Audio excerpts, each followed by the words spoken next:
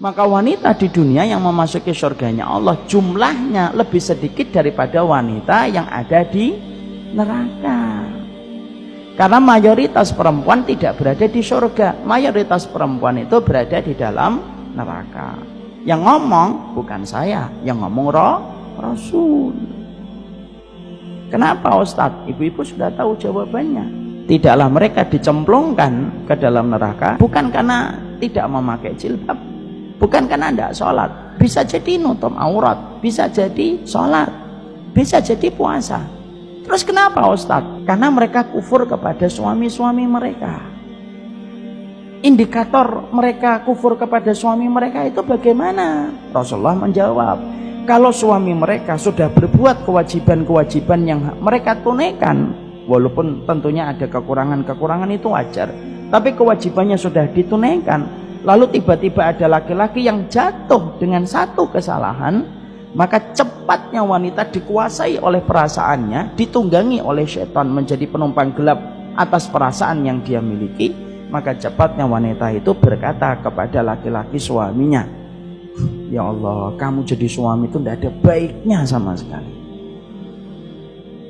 Perkataan sependek ini kalau sudah naik ke langit, kalau tidak disusul dengan taubat, itu bisa menghanguskan ibadah-ibadah yang dilakukan seorang wanita.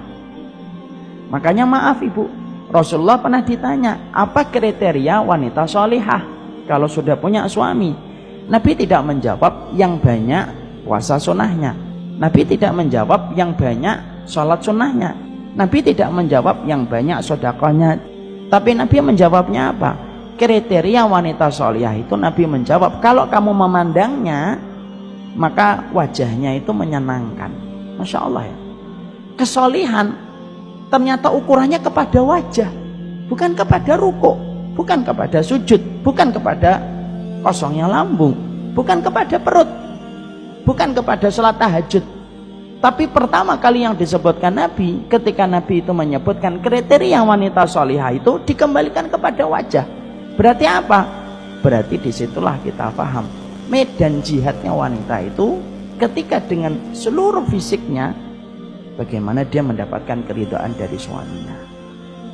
Jadi ternyata keberkahan wanita sebelum menikah sama ibu dan bapaknya, tapi keberkahan wanita ketika sudah menikah itu kepada suaminya.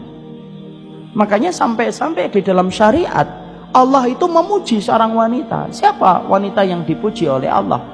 Bukan wanita yang banyak sholatnya saja, bukan wanita yang banyak puasanya, bukan hanya wanita yang panjang jilbabnya saja, tapi termasuk wanita yang dipuji oleh Allah sampai dijanjikan surga, yaitu adalah wanita yang diceritakan oleh Rasul. Kalau dia lagi bertengkar dengan suaminya, maka dialah yang meminta maaf. Terlepas siapapun yang salah, dia minta maaf dulu. Lalu dia letakkan tangannya di atas tangan suaminya, sampai kemudian dia berkata, saya tidak akan mencabut tanganku sampai kamu ridho. Kecuali suaminya berzina, suaminya minum khamr, suaminya tidak sholat, suaminya memusuhi Allah dan Rasulnya. Kalau suaminya tidak ada komitmen untuk bertobat, ibu pisah, itu lebih baik.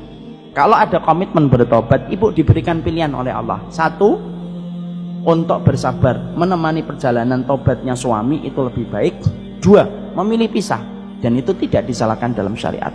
Kalau kesalahannya, kekurangannya cuma masalah kurang ngobrol, kalau nutup kamar mandi lupa, kalau ada kecoa tidak mau ngejer,